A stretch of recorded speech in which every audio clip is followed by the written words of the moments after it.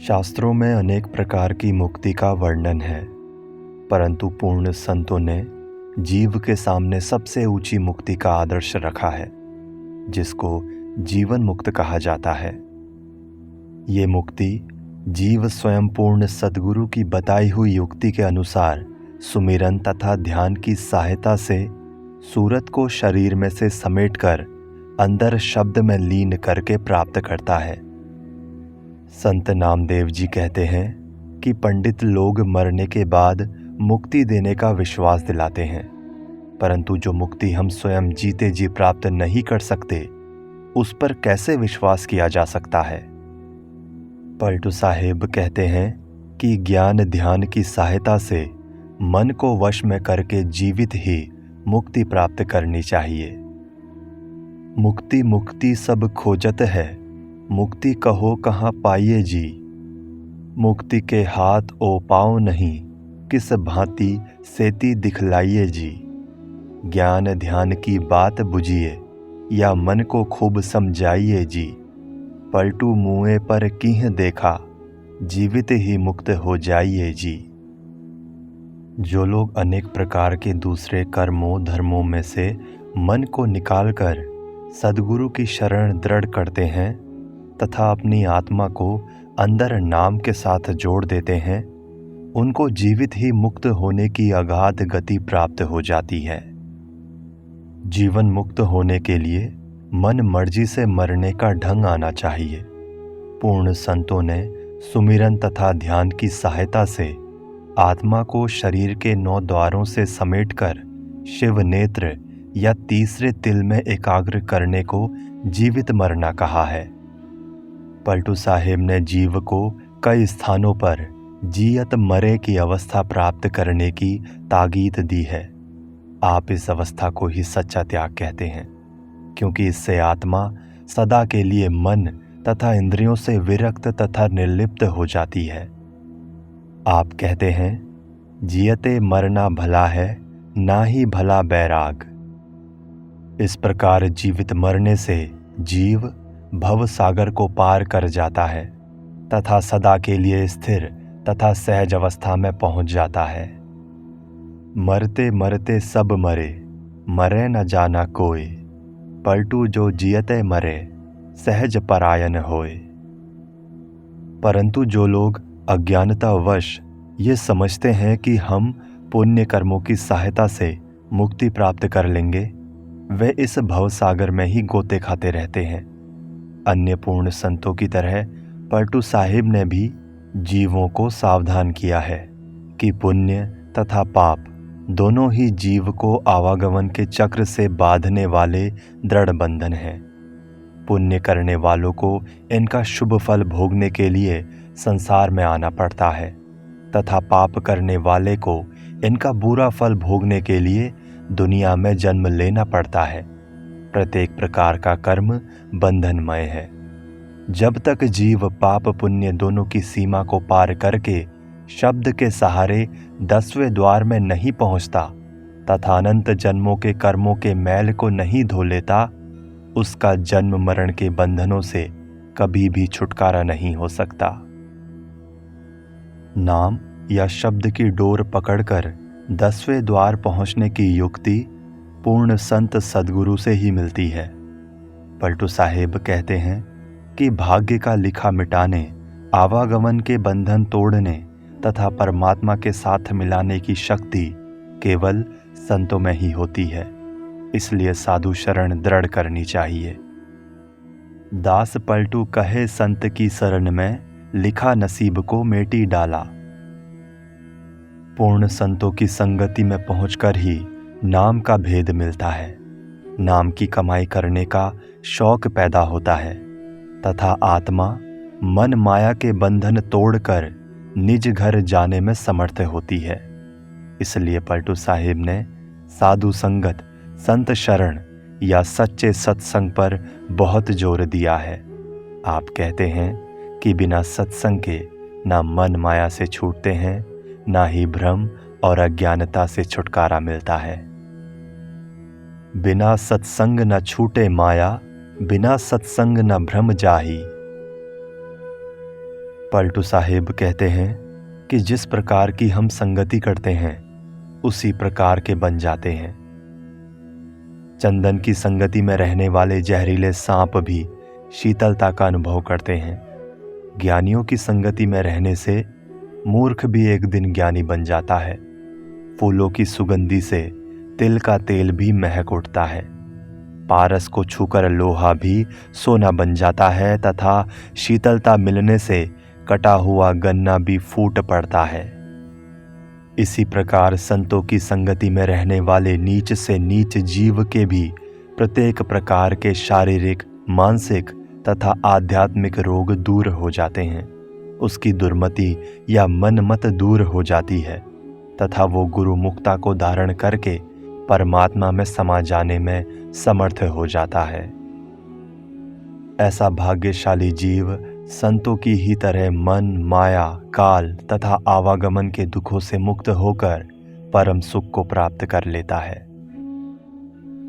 ये ठीक है कि संतों की संगति में नाम तथा ज्ञान मिलता है तथा नाम की साधना से मुक्ति मिलती है, परंतु जब तक मन में प्रेम का दीपक नहीं जलता, इसका अंधेरा दूर नहीं हो सकता। सच्चा प्रेम तथा सच्ची भक्ति, सच्चा विरह तथा सच्चा वैराग्य प्रभु प्राप्ति का महामंत्र है। पलटू साहिब के जीवन वृतांत में देखाए हैं कि आपने प्रत्येक प्रकार के बाहरमुखी कर्मकांड, पुण्यदान, तीर्थ व्रत, जप तप, पूजा पाठ, ज्ञान ध्यान आदि के स्थान पर शब्द या नाम की अंतर्मुख साधना को सच्ची प्रभु भक्ति माना है। आपने इस बात पर बल दिया है कि शब्द या नाम का प्रेम हो तो परमात्मा के सच्चे प्रेम का रूप धारण कर लेता है। संतों ने शब्द या नाम की साधना को प्रेम मार्ग या भक्ति मार्ग भी कहा है, क्योंकि इस मार्ग का मार्गदर्शक परमात्मा को परमात्मा के लिए ही सच्चा प्यार करता है। वो ना तो संसार के दुखों से डरकर, ना ही सांसारिक इच्छाओं को पूरा करने के लिए उस प्यारे प्रभु की भक्ति करता है। उसके हृदय में प्रभु के विरह का तीर चुभा होता है तथा वो उस वियोग की पीड़ा में व्याकुल होकर रोता है। प्रेम बाण जाके लगा सो जानेगा पीर। उसको अपने प्रीतम के बिना कुछ भी अच्छा नहीं लगता। उसका प्रीतम के बिना जीवित रहना कठिन हो जाता है। वो पल पल, क्षण क्षण प्रीतम के दर्शन के लिए तड़पता है। ऐसा प्रेमी प्रीतम के सच्चे प्रेम, उसकी सच्ची भक्ति, सच्ची पूजा, आराधना के बिना दूसरे किसी साधन की ओर मुंह नहीं फेरता। उसको पता है कि हठ योग, प्राणायाम आदि जैसे साधनों में पड़कर काया को दुखी करने से वो प्रीतम प्रसन्न नहीं होता। वो प्रत्येक प्रकार के बनावटी साधनों को त्याग कर सच्चे दिल से प्रीतम से प्रेम करता है तथा शब्द या नाम की सहायता से अंदर ही प्यारे का दर्शन करने का प्रयत्न करता है। पलटू साहिब ने बहुत सुंदर ढंग से समझाया है कि उस सर्वसमर्थ परमेश्वर को किसी दूसरी वस्तु की आवश्यकता नहीं है। वो केवल भक्ति, प्यार तथा इश्क से प्रसन्न होता है। प्रेम, भक्ति या इश्क ही कुल मालिक के दरबार की राहदारी, परवाना या पासपोर्ट है। आप पौराणिक उदाहरण देते हैं कि श्री रामचंद्र जी ने जप तप, पूजा पाठ, ज्ञान ध्यान के अहंकार से भरे ऋषि मुनियों की झोपड़ियों में जाने की अपेक्षा सच्चे प्यार में मस्त छोटी जाति की साधारण बुद्धि वाली भीलनी की कुटिया में जाना और उसके जूठे बेरों को खाना स्वीकार किया। इसी प्रकार वो परमात्मा जप तप, पूजा पाठ, पुण्य दान, ज्ञान ध्यान पर नहीं, सच्ची भक्ति, सच्चे प्यार या सच्चे इश्क पर रीझता है। दुर्योधन को अपने ऊंचे कुल तथा अपने राजपाट का अहंकार था, परंतु भगवान कृष्ण उसके महलों की अपेक्षा नीची जाति के गरीब विदुर की झोपड़ी में गए तथा उसका फीका साग प्रेम पूर्वक स्वीकार किया। इसी प्रकार वो परमात्मा सच्चे प्रेम तथा सच्ची नम्रता से भरे हृदय पर दया करता है। पांडव सच्ची श्रद्धा तथा नम्रता के कारण ही नीची जाति के सच्चे प्रभु भगत सुपच को प्रसन्न करने में सफल हुए। इसी प्रकार वो परमपिता परमेश्वर सच्ची भक्ति, सच्चे प्रेम पर प्रसन्न होता है। इसका ये अर्थ नहीं कि प्रेम करना खाला का घर है। प्रेम का मार्ग बहुत झीना तथा कठिन है। इसमें सिर देना पड़ता है। शीस उतारे हाथ से सहज आशिकी नाही। आशिक होने का विचार वही करे जो अपने हाथ से अपनी कब्र खोद ले, अर्थात जीवित मरने का ढंग सीखे। प्रेमी या आशिक वो ही बनने जाए जो दिन रात जागे, अर्थात जिसकी आत्मा, जिसका ध्यान सदा प्रीतम के चरण कमलों में लगा रहे। पूर्ण संत सद्गुरु परमेश्वर का रूप होते हैं। इसलिए पलटू साहिब ने भी अन्य सब संतों की तरह परमात्मा की प्रीति तथा सद्गुरु की प्रीति को एक जैसा स्थान दिया है। आप कहते हैं कि सद्गुरु से ऐसी प्रीति होनी चाहिए जैसे मछली की जल से होती है। इस प्रीति के रहस्य को खोलते हुए पलटू साहिब कहते हैं कि मैं सद्गुरु का बिना दाम का गुलाम हूँ। मैं मुफ्त उसके हाथ बिक गया हूँ। मेरे अंदर सदा उसके प्रेम की मस्ती छाई रहती है। उसके वियोग में, विरह में मुझे खाना पीना सोना अच्छा नहीं लगता। उसके दर्शन के लिए मैंने गगन गुफा की कुंज गली, 10वीं गली, तिल, तीसरा तिल में जाकर डेरा लगाया है, क्योंकि वही मेरे प्रीतम का वास्तविक निवास है। मैं सहस दल कमल में होता हुआ मानसरोवर, अमृतसर या 10वें द्वार में जा पहुंचा हूं। शब्द या नाम के अमृत की मस्ती सदा मेरे मन में छाई रहती है।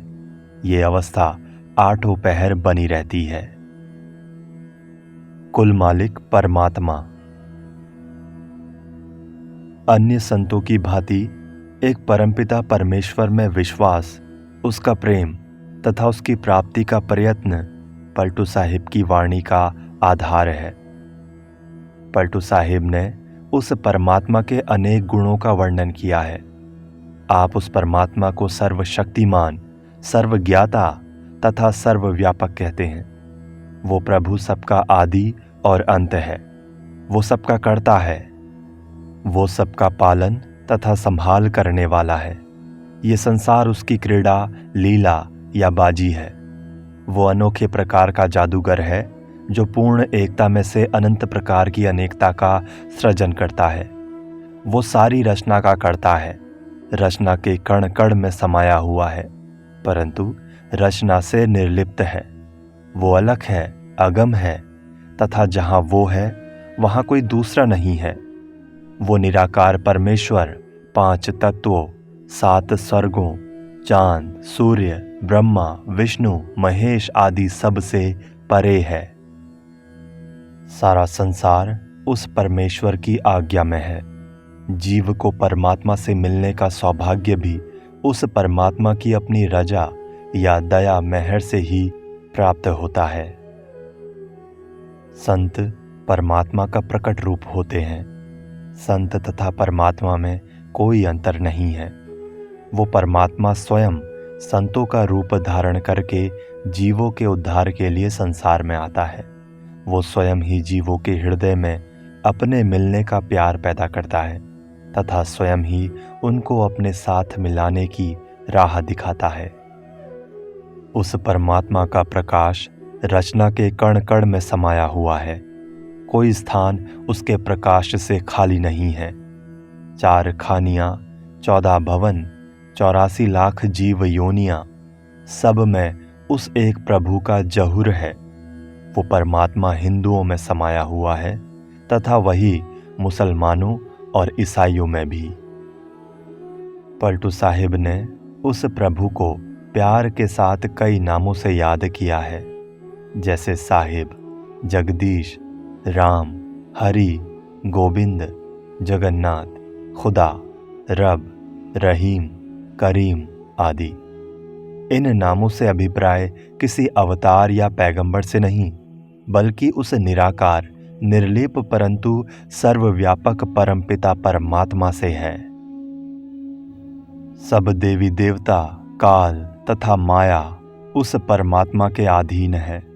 ये सब उसने पैदा किए हैं तथा उसके घर के नौकर हैं। ये सब रचना के अंग हैं तथा रचना की ही तरह जन्म मरण के बंधन में हैं। इनकी पूजा सेवा करने वाला जीव कभी भी बंधन मुक्त नहीं हो सकता। केवल वो निश्चल, अडोल, अविनाशी प्रभु या उसके प्रत्यक्ष रूप पूर्ण संत सद्गुरु की सेवा करने वाला जीव ही रचना के जाल को तोड़कर वापस निज घर पहुंच सकता है। वो प्रभु प्रत्येक के अंदर है। वो हमारे नज़दीक से नज़दीक है। हमें उस प्रभु को अपने अंदर ही खोजना चाहिए।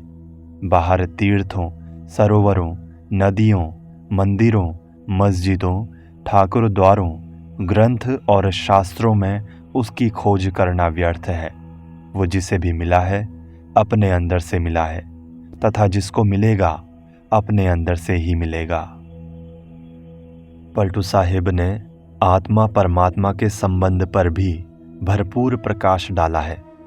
आप कहते हैं कि जिस प्रकार फल तथा बीज, लहर तथा पानी, आभूषण तथा सोने का मूल एक होता है, उसी प्रकार आत्मा तथा परमात्मा का मूल एक है।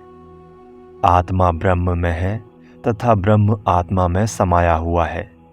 इसलिए आत्मा भी उस अमर अविनाशी प्रभु की तरह अजर और अमर है। आत्मा के सब दुख उस अचल, अविनाशी तथा आनंद रूप प्रभु से जुदाई के कारण है। मनुष्य जन्म का वास्तविक उद्देश्य ही ये है कि आत्मा अपने आप को तथा अपने मूल को पहचाने और अपने स्रोत उस परमात्मा में समाकर उसका रूप हो जाए।